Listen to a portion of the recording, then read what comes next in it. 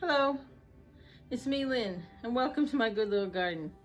Today we're here to talk about the poinsettia. Isn't it beautiful? Look at that.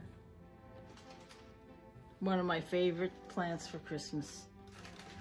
We do have the holly and we do have the mistletoe, and they do have their functions, but neither are as beautiful as the poinsettia.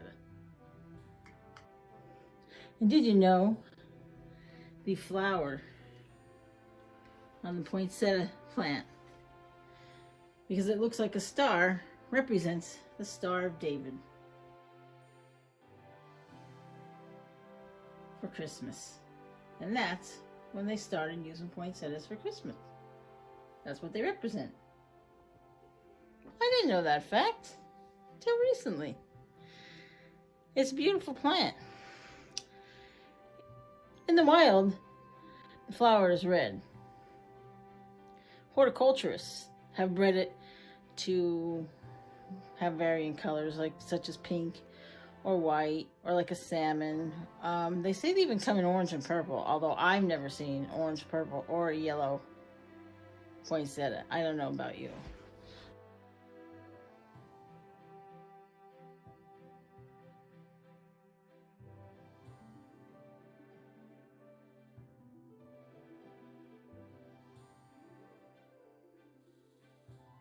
I have a variegated one this year.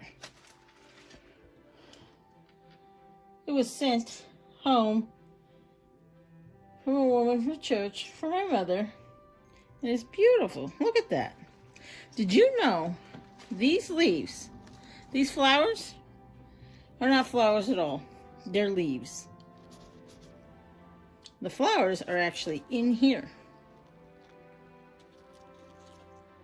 Right here. These are the flowers. Way in there, little tiny things. And these red foliage here is leaves, not the flower. The flowers, or the red leaves that we visualize as the flowers for the poinsettia, are actually modified, and they're called bracts. That's what that means, a modified leaf. B-R-A-C-T-S. And that's what they use to attract the pollinators, to get to the tiny little flowers. Look at that. They're beautiful. I love this variegated one. I really do. They farm flowers in response to day length and temperature. The flower buds form in the winter because of longer nights and the shorter days. To get your poinsettia, if you wanted to get it to bloom again next year, which isn't easy, they say it's a difficult process and it's time consuming and takes a lot of attention, but you would trim this down and let it go through the winter. But in the winter time, you would give it 14 hours of darkness. It's usually 11 to 14 and a half hours of darkness that they prefer. And then they prefer 6 hours of bright light.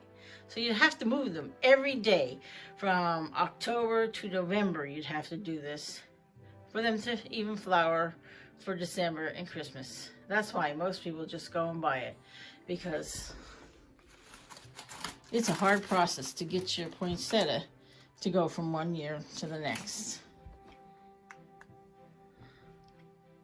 When it comes to the poinsettia, it is the second most popular, well, I shouldn't say popular, I should say lucrative flower of the United States. The first most sellable flower in the United States is an orchid. There's a little fun fact for you. So if you want to get in the business of trying to sell flowers for profit, maybe you can give your hand on a poinsettia. And yes, our beautiful poinsettias are harmful to our cats and dogs, and even humans if you would digest it. And some people do get irritated by the sap on their skin.